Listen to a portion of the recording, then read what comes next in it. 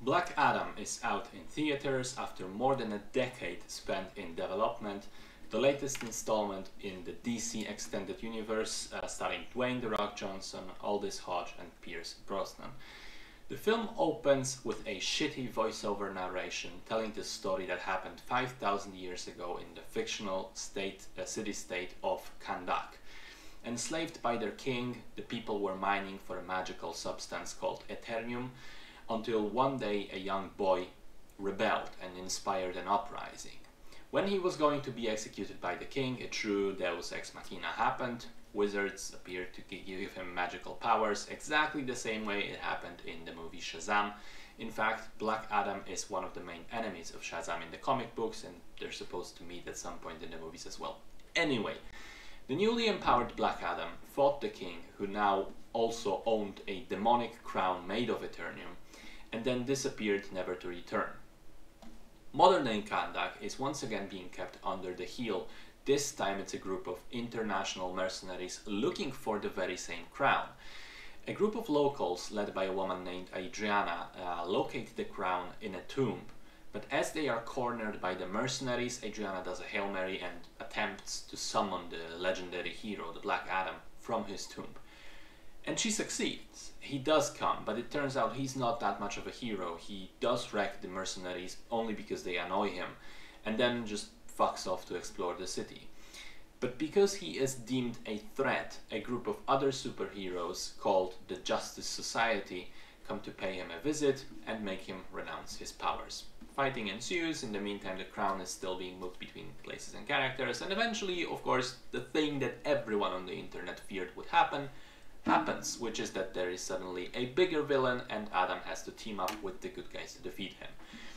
So I expected very little and I got even worse. I think it's a movie that on paper has a potentially cool premise. I mean, we didn't really have that many anti-heroes in the superhero movies thus far. But I swear, the longer it goes, the shittier it becomes. First of all, there are numerous problems with the script. The trailer told us explicitly that Black Adam was actually the father of the young boy, but then the movie for some reason tries to pretend it's a secret until the big reveal at the end of Act 2, which again is not a surprise because you told us this already. You literally spelled this out in the trailer.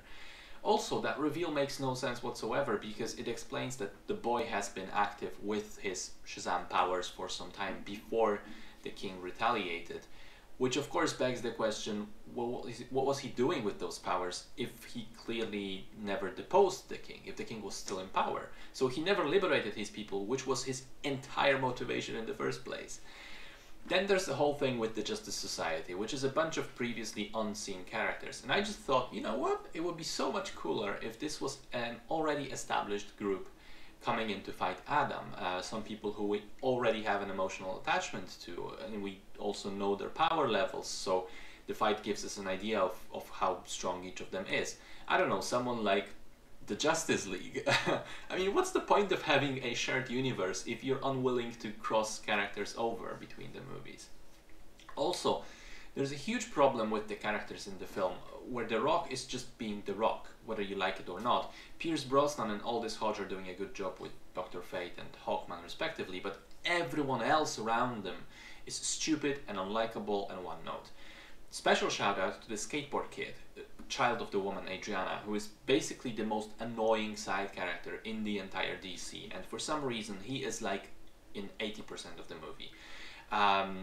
He's poorly written, poorly acted out, and his whole rebellion shtick at the end is the most cringe shit ever. And I know he's supposed to be the parallel for Black Adam and his family, but it just doesn't work at all. It's so poorly executed.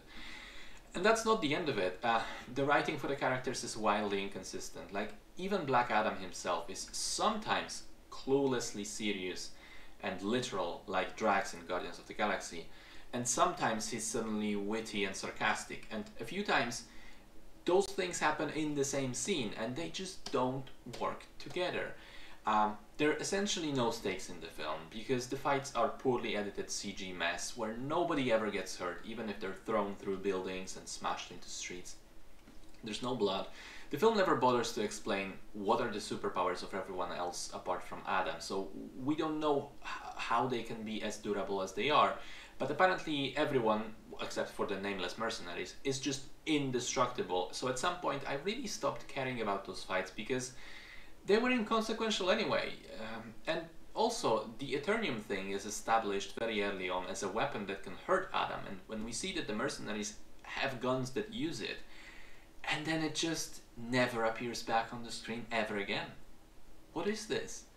Now, yeah, you could say that these are individual complaints and that it's just supposed to be a dumb movie that I can enjoy. And yeah, I sort of agree with that last part, it should be, but it's very difficult to enjoy, even if we disregard everything else I just talked about. But it's difficult to enjoy for one huge reason, which is difficult to overlook, and that is that the film is extremely derivative. It feels like a Frankenstein's monster of things we've already seen in so many other superhero movies. A super team living in a mansion, flying a sleek jet that comes from underneath their garden, like X-Men, check. A scene with a fast superhero wreaking havoc when everyone else is in slow motion and he interacts with the objects and people, like Quicksilver in the X-Men movies, check. A scene which uses popular music when hero is beating up on people, like in Guardians of the Galaxy, check. A wizard with illusion powers, flight, ability to project his consciousness and creating clones, like Doctor Strange, check. A black man flying on mechanical wings, like Falcon, check. A black superhero with a flying ship dressed and designed with African influences, like Black Panther, check. A hero who can grow to a massive size and cracks awkward jokes like Ant-Man, check. A sky beam that appears in the climax of the film, signaling the end of the world unless it's stopped, like Avengers, Man of Steel, Suicide Squad, and I think a few others as well. Check. Seriously, there's so little originality in the film that it just hurts. Everything I saw here, I saw somewhere else already, and that is just boring. And also, by the way, perhaps some people will say, oh, actually, in the comic books, Dr. Fate existed before Doctor Strange, so he was the first. Perhaps.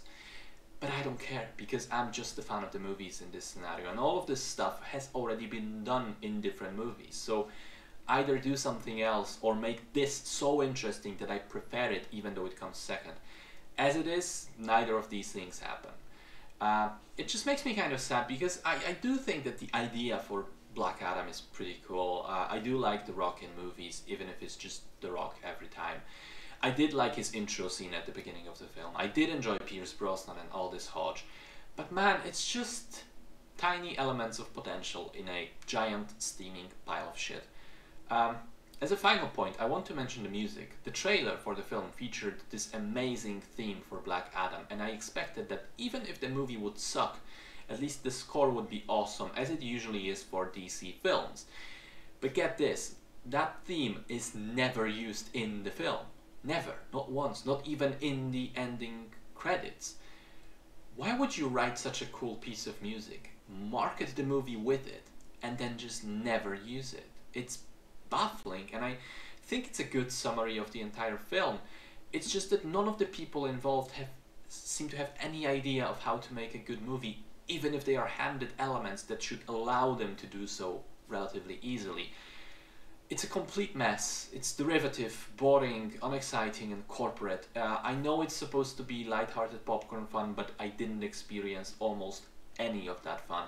I think it's a poor film, and I hated it.